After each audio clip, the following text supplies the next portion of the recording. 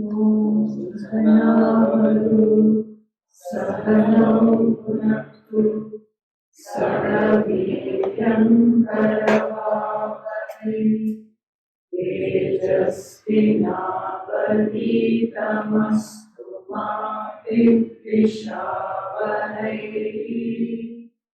Om Shanti Shanti Shanti.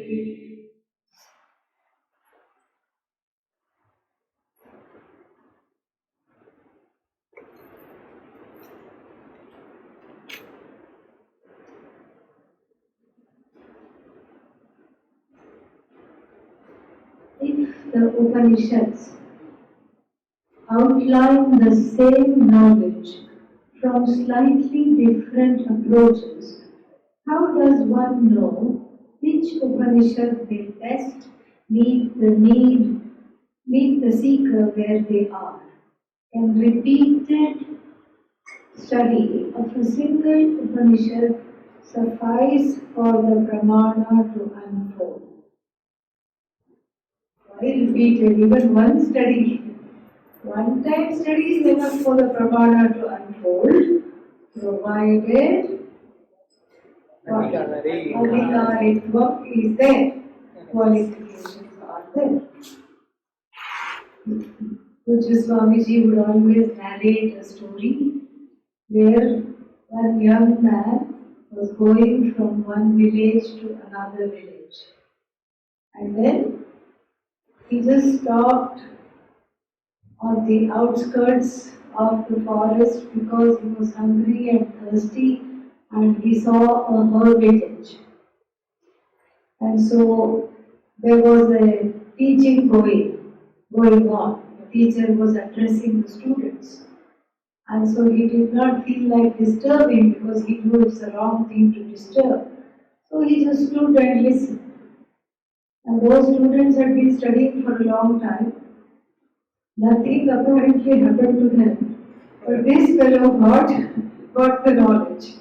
That is how the story is. So if the heart is unencumbered by raga, dvesha, all these things that we talk about, and one is equipped with a resolved mind, a desire to be free, and desire to understand, shraddha, reverence towards the teacher, knowledge, all this is there, then the knowledge takes place.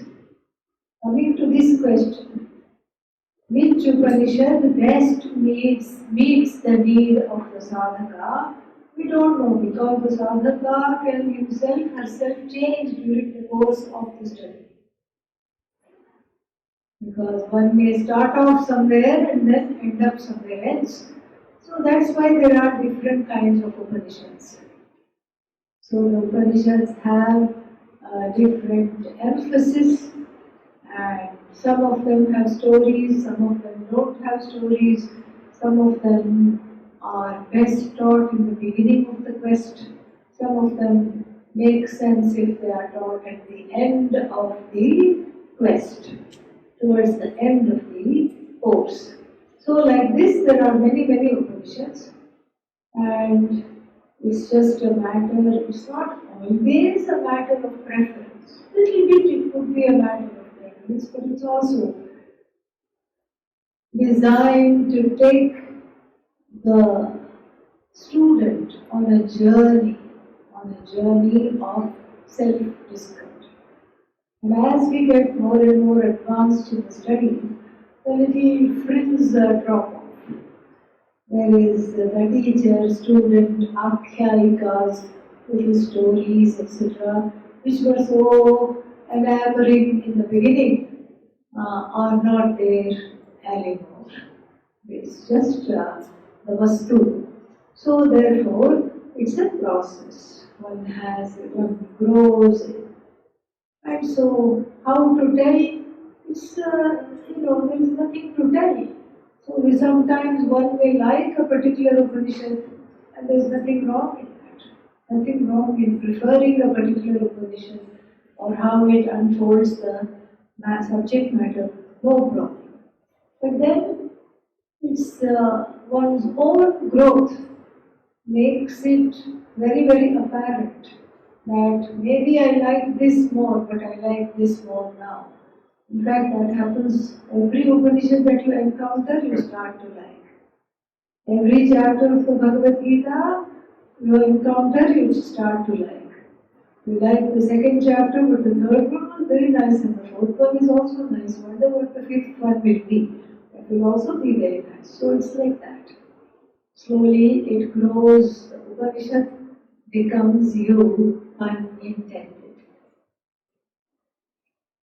Nice question.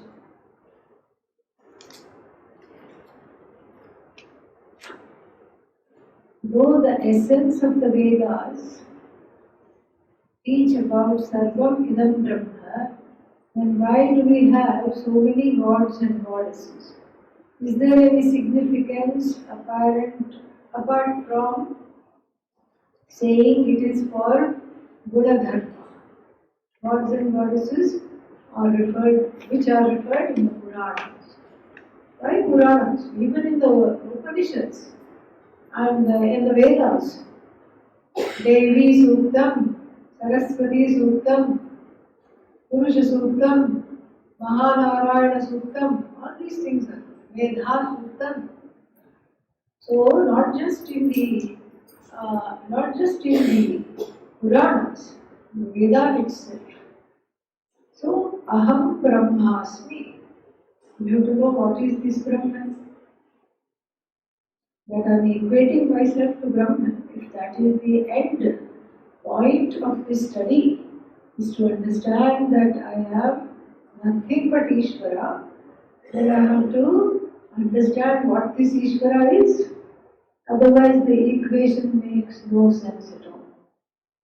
And so this Ishvara is seen from two standpoints. From the standpoint of the Tatastha Lakshana, the one that has Ananta Kalyana Guna Nilaya, who is the abode of endless qualities, omniscient, all-pervasive, full of power, Maya endowed with Maya Shakti, all kinds of things. This is that Brahman to which the causality of the Jagat, the maintenance of the Jagat, and the function of resolving the Jagat are ascribed. This is what is called Tatastha Lakshana, because this Lakshana comes and goes. And what is our stock example to understand this? Crow. Yes. The crow sitting on the temple tower to identify the temple. And after you get off, while the person is still in the boat, a co-passenger or the ferryman, whoever it was, identifies the temple and says, you want to go to that temple because that's the one you want to go. You see the one which has the crow. Then when you get off on the other bank, you don't follow the crow because the crow has done the job of identifying the temple. Similarly, the Jagat Karta, this status is like the crow. The Jagat Karta status, the cause of the Jagat, the Karta of the Jagat, the doer, the creator of the Jagat, this status is an ascribed, superimposed causality on Ishvara, and that has done the job of identifying Ishvara. And it is that which comes and goes when in between cycles of creation. Then we have another Lakshana of Ishvara that is called Swarupa Lakshana, which is Sat, Chit, Ananda, Satyam, Jnanam, Ananda. That which is the only thing that can be said to exist. Everything else leans on it. It is the only one that is without any props. Sat or Satyam, then Chit. And what kind of an existence it is? It is a sentient existence, not an insentient existence. It is alive. It is aware. It is awareness itself. It is conscious. And it is all knowledge, because knowledge has to rest in a conscious being. Then, how long does it last? Forever. So this is the Lakshana, Swarupa Lakshana, which never wavers. It is the same in all periods of time and non-negative. So therefore I have to see Ishvara from both those standpoints. Now, so this is one, to understand Sarvam Khalvidam Brahma, no, that was not what was that? Aham Brahmasmi, whichever Mahavakya. Aham Brahmasmi, to understand, I should know what this Brahman is. This is the first reason. Second, even if I know what this Brahman is, if I am taught it like this, still I have to relate to this Ishvara. In order to be free, I have to walk back to Ishvara. Why? Because there is a walk away from Ishvara. With the ajnanam, the birth, and the strife of everyday existence, and the pain and the sorrows, etc. What is that? That is a sense of alienation, that is walking away. I have to bring Ishvara into my life. I have to unrelate. That Ishvara has to become so real that one day if I don't offer a small teaspoonful of water and a thimbleful of dry fruits, if I just go like this every day, I'm used to doing that. Little water, little dry fruits. And then one day I forgot. Then the person feels in India, oh no, I haven't done this, how could I have forgotten? That feeling is not an ordinary feeling. When that feeling comes, that means Ishvara has become real in my life. That's why there are 9 forms of bhakti. To make this connection to Ishvara a reality, I can pray to Ishvara as a friend, as a consort, as a child, as a mother, as a father, so many ways. Whichever way is easy. And then we also in the tradition have the concept of Ishtadevata. Ishtadevata means however I want to relate. God, Goddess, so many things. So many ways to relate. And through these connections, I form a bond. Oh, I thought the whole idea was to give up connections. You have to, this is the final frontier of duality. Connection with Ishvara. It's a duality that is safe to engage in because it is really an as-though duality. The truth of you being Brahman, as the questioner has asked, it is a so-called duality. In every other relationship, there is disappointment, there are expectations that are not met, and it will sour after some time. It is finite. The relationship with Ishvara will not have any of that. Why? Because it's a one-sided relationship. You are enacting it. And Ishvara is silently blessing and giving grace, which you are enjoying without participating in this enactment overtly. That's why all the icons in the tradition, they're all smiling. Don't fear, I am here. Abhaya they give. It's very nice. So that, to foster that relationship, we joke that we have 33 crore 333,033 gods and goddesses, meaning an innumerable number of gods and goddesses. Actually, it's not gods and goddesses, manifestations of that one Ishvara. Manifestations of that Ishvara, manifestations of that Ishvari. It's not so many gods and goddesses. In fact, it's all God, it's only God.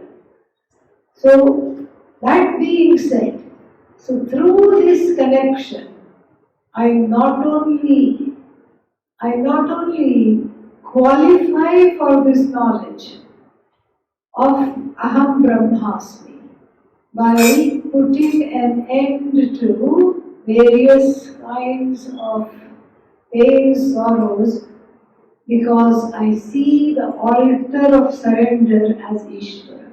So this is a wonderful place to let go of the pains, let go of the sorrows. And so I go from the first portion of the Veda to the second portion of the Veda. So to graduate from the first portion of the Veda is impossible without bhakti, without relating to Bhagavan in any form that you like.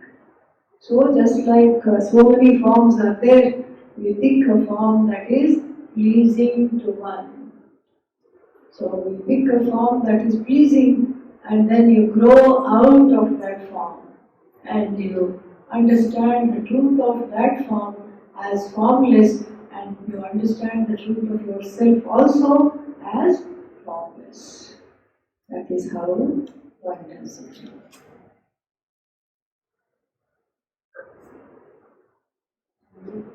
Yes? Yes. Yes. Like the Ishta Devata. We ever outgrow our spiritual growth. Yes. It's about you don't really even outgrow Ishta Devata. You understand that you are not separate from that which you admire.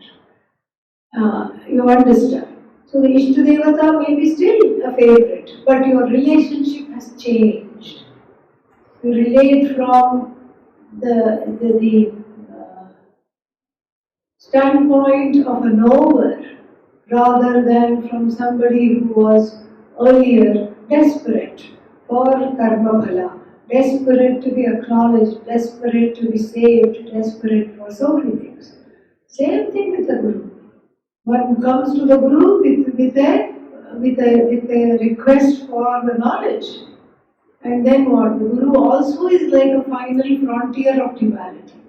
It's like one is wanting to understand Ishvara, Guru gives the instruction about Ishvara and stands back and then allows one to connect to that Ishvara as oneself.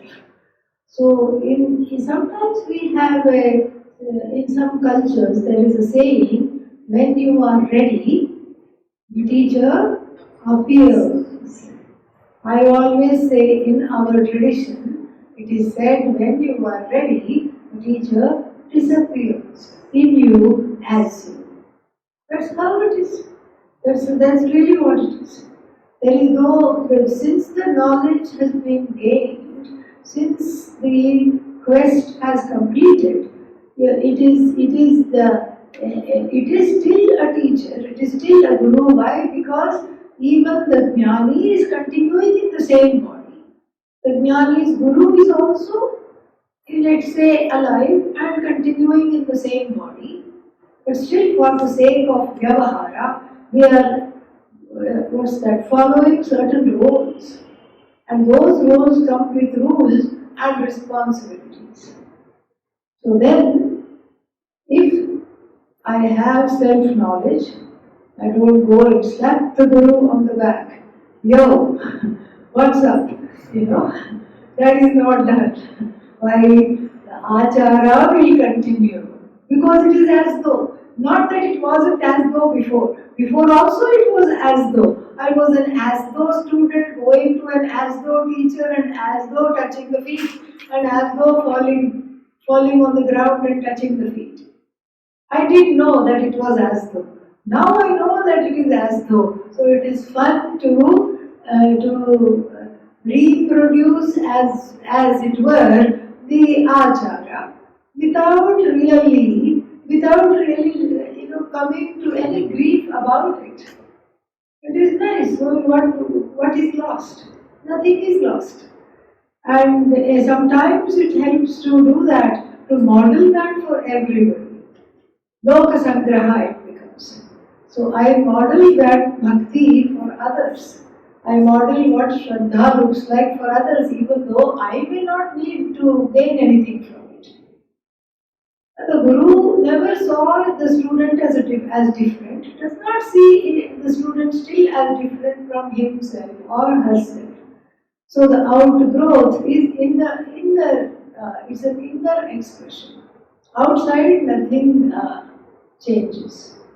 Outside it is all still the same. The achara, the respect, etc. continues, and also in a way the jnani is also a bhakta.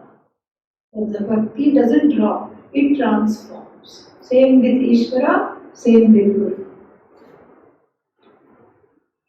Can you please elaborate on the principle that doing one's dharma even imperfectly is better than doing someone else's dharma really well? If someone is a gifted artist, would it not be better for them to attempt? Would it not be better for them to attempt a different dharma? Or in the case of people whose gunas have a lot of tamas, is it not better for them to try and change the nature from the standpoint of spiritual growth? Yeah. So it is towards the end of the third chapter, we have a verse. And what does it say? It says, Shreyan Swadharmo Viguna Paradharmat Su Anushtita Swadharme Nidhanam Shreya Paradharmo Bhayavaha. This is the verse about which the question has been asked. It is better to die fulfilling one's swadharma rather than to greedily look at somebody else's dharma and want to do that. And so even if you do your own dharma imperfectly, there is a protection which is not there when you attempt to do other person's dharma. So here we have to understand Swadharma a little more perhaps, that might help. So the Swadharma means whatever one is good at, whatever comes easily and whatever one's duties are. Swadharma has two components. One's status and responsibility in life governs Swadharma. If you are a spouse, you have duties. If you are a son or daughter, you have duties. If you are a brahmachari or brahmacharini, you have duties. All these things are duties based on the status and occupation. Then the other aspect of Swadharma is what you contribute. That is based on skills and these kinds of things, talents. And so, should an artist try something else? Sure, that's not what is being talked about here. What's being talked about is just because somebody else is doing it, I want to do that, even though I am terrible at it. Even though it's very difficult for me, I want to do that because I have a raga for that particular occupation or I have a raga for something. And so like this, and sometimes it is pressure from the family, from the culture, something like that. There are, especially in India, there are certain exigencies, certain difficulties. Everybody, until recently, things are changing a little bit now. Until recently, almost everybody, wanted their offspring to become either a doctor or an engineer. See, unanimously the answer comes. And so you just have to do this. You have to do this. For us, you have to be to do this. We have fed you and given birth to you. And so the thing is, it's not that the offspring is under some kind of an obligation almost. Okay, I have eaten their food, so I should study what they tell me to study. But really, you had a right to that food. Because since they gave birth to the child, they have to take care of that child. So like this, there are certain pressures like this, and sometimes one succumbs to the pressure out of a sense of guilt, out of a sense of responsibility, misplaced responsibility, etc., etc. And that is not what is being talked about. So dharma is what comes from within. And sometimes it takes a whole lifetime or maybe 3 lifetimes to discover, and that's okay. So Swadharma here means that which comes easily and that which one is excited about. And sometimes it may not come easily, but you know your passion is here sometimes. So it's not about changing something. You can change. You can change, but then it's the question of if the keeping on changing things, if that becomes a pattern, that's what we have to look at. Some people want to just go skipping, hopping from one thing to another. That is what the thing is. And so, it's not anybody's swadharma to be tamasic. Okay, the last part of the question says, what if somebody is tamasic? It is not anybody's swadharma to be tamasic. The tamasic means it is either because some imbalance is there in the system or because of certain hurts and pains, and that can be changed. Okay, that can definitely be changed. I want people to vote for the fate of these 4 questions. Third. Yes? What? Third question. Oh, 1 question now out of these? That's what you're saying? No. Then all questions. Yeah. All. All of them. We will. Tomorrow is, I think, Vishnu. Vishnu Sahasranama is there tomorrow? Yes. Is Agamananda back? We don't know. Huh? We don't know. No. So tomorrow we can do the same thing. 1 video and Yes. questions. Okay? Yeah, and if Swamiji is there, we can have the questions to him. Or another video, we'll see. Om Purnamada Purnamidam Purnat Purnamudachyate Purnasya Purnamadaya Purnameva Vashishyate Om Shanti Shanti Shanti Hari Om Shri Gurubhyo Namaha Hari Om